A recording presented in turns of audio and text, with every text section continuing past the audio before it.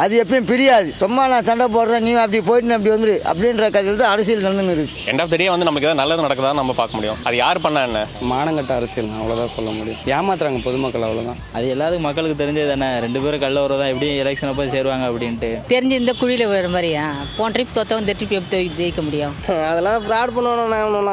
மோடி கூட்டணி வச்சாலுமே 0 தான் ஆவாங்க. ஆனால் சென்னையில் ரொம்ப நெருக்கடியை கொடுத்து இவர் இல்லைன்னா செங்கோட்டையனை வச்சு பிரிச்சிருவாங்க.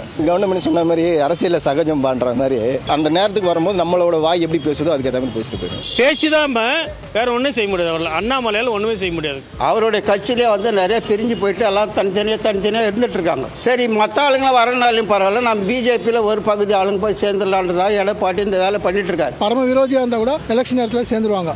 அதிமுக வந்து அரவணைச்சு இப்போ இனிமேல் அழிக்க போகிறாங்க. இது வந்து எல்லா தொண்டர்களுக்கும் தெரியும், வேற வழி இல்லை. சுயநலமானாக்கா இப்போ அங்கே தான் பணம் இருக்குது. எலெக்ஷனுக்கு வந்து அவங்க தான் பணம் செலவு பண்ணுவாங்க. ஸோ அதனால தான் இப்போ அந்த இதில் போயிருக்காரு.